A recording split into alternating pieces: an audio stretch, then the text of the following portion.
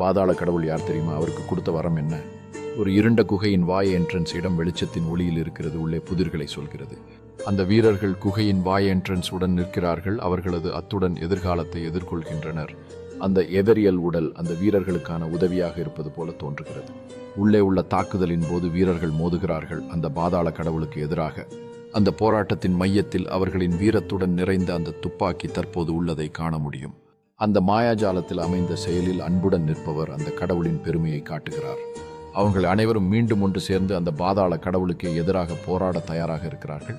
அந்த பாதாள கடவுளின் கோபத்தை எதிர்கொள்ள காத்திருக்கும் வீரர்கள் கூட்டமைப்புடன் அமர்ந்திருக்கிறார்கள்.